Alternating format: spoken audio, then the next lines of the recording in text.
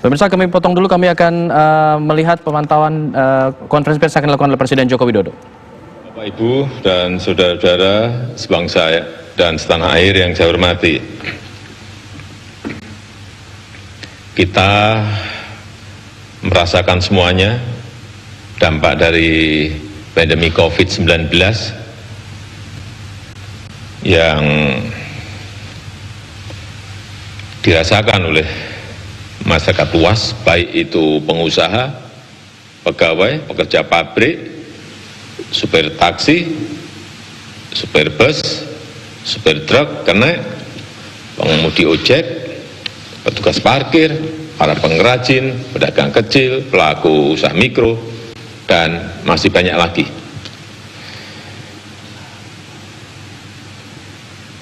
Oleh sebab itu, pemerintah ingin memberikan perhatian besar dan memberikan prioritas utama untuk menjaga pemenuhan kebutuhan pokok masyarakat dan meningkatkan daya beli masyarakat di lapisan bawah.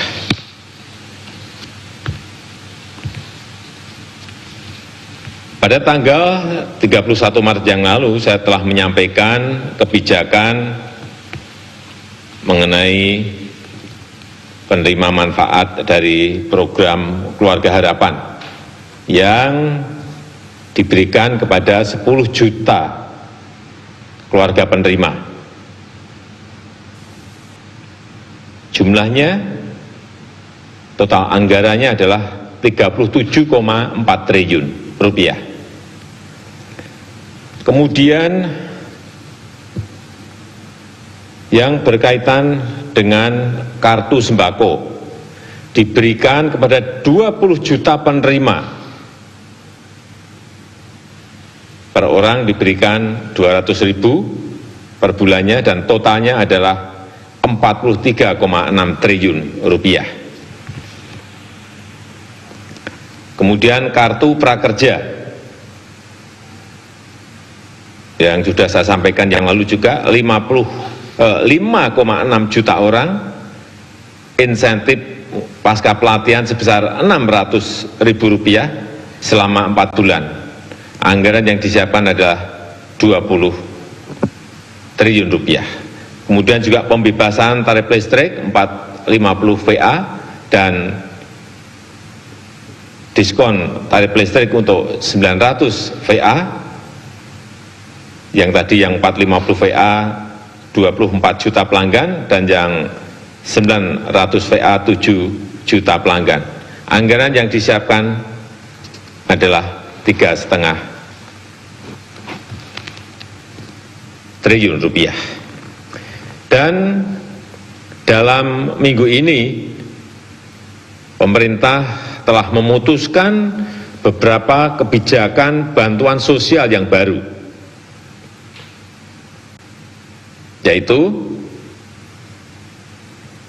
bantuan khusus bahan pokok sembako dari pemerintah pusat untuk masyarakat di DKI, dialokasikan untuk 2,6 juta jiwa atau 1,2 juta KK dengan besaran 600.000 per bulan selama 3 bulan. Anggaran yang dialokasikan 2,2 triliun. Kemudian bantuan sembako untuk wilayah Bogor, Depok, Tangerang, dan Bekasi diberikan kepada 1,6 juta jiwa atau 576.000 KK sebesar 600.000 per bulan selama 3 bulan dengan total anggaran 1 triliun rupiah. Untuk masyarakat di luar Jabodetabek akan diberikan bantuan sosial tunai kepada 9 juta KK yang tidak menerima bansos PKH maupun bansos sembako. Sekali lagi, kepada 9 juta KK sebesar 600.000 per bulan selama 3 bulan dan total anggaran yang disiapkan adalah 16,2 triliun rupiah. Kemudian juga sebagian dana desa juga segera dialokasikan untuk bantuan sosial di desa. Diberikan kepada kurang lebih 10 juta keluarga penerima dengan besaran 600.000 per bulan selama 3 bulan, dan total anggaran yang disiapkan adalah 21 triliun rupiah. Sejalan dengan hal tersebut juga kita akan memperkuat program padat karya tunai di kementerian-kementerian yang total anggarannya adalah 16,9 triliun rupiah. Ini nanti ada di Kementerian Desa dengan program padat karya tunai desa. Ini targetnya adalah 59.000 tenaga kerja. Kementerian PUPR dengan program padat karya tunai juga targetnya 530.000 tenaga kerja dengan total nilai kurang lebih 10,2 triliun rupiah. Kemudian di kementerian yang lain, Kementerian Pertanian, Kementerian Kelautan dan Perikanan, kemudian Kementerian Perhubungan. Dan yang terakhir, Polri juga akan melaksanakan program keselamatan.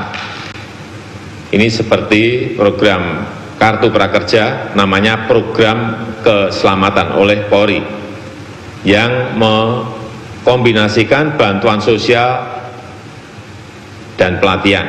Targetnya adalah 197.000 pengemudi taksi, sopir bus atau truk, dan kernet akan diberikan insentif 600.000 per bulan selama 3 bulan. Anggaran yang disiapkan di sini adalah sebesar 360 miliar. Bapak, Ibu, dan saudara-saudara yang saya hormati, saya rasa itu yang bisa saya sampaikan pada kesempatan yang baik ini. Pemerintah akan terus berupaya untuk menyisir lagi anggaran-anggaran yang tersedia untuk menambah lagi bantuan sosial, memperluas peluang kerja bagi masyarakat di lapisan bawah untuk program padat karya. Kita harus sadar bahwa tantangan yang kita hadapi tidak mudah, kita harus hadapi bersama-sama. Saya mengajak para pengusaha untuk berusaha keras mempertahankan para pekerjanya, dan saya mengajak semua pihak untuk peduli kepada masyarakat yang kurang mampu. Dengan bergotong royong secara nasional, kita bisa mempertahankan capaian pembangunan dan memanfaatkannya untuk lompatan kemajuan. Dan sekali lagi saya ingin memberikan apresiasi yang tinggi kepada seluruh jajaran yang bergerak di depan dalam hal ini, dokter, para perawat, tenaga medis yang berada di rumah sakit dalam kita berperang melawan COVID-19 ini. Saya memberikan apresiasi yang tinggi, dan itu yang bisa saya sampaikan pada kesempatan yang baik ini. Terima kasih. Wassalamualaikum warahmatullahi wabarakatuh.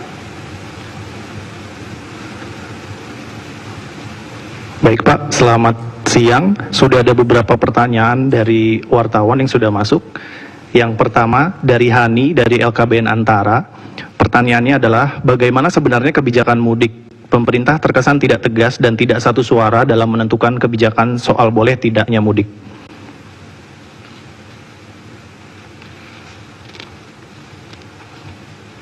Kebijakan mengenai mudik ini yang pertama hari ini tadi sudah kita putuskan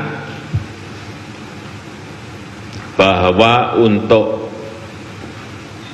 ASN, TNI dan Polri serta pegawai BUMN dilarang mudik.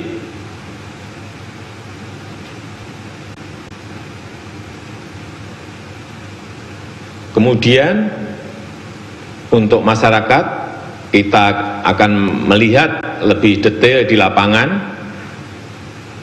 akan mengevaluasi dari hal-hal yang ada di lapangan. Untuk itu, sekali lagi, pemerintah menganjurkan untuk tidak mudik.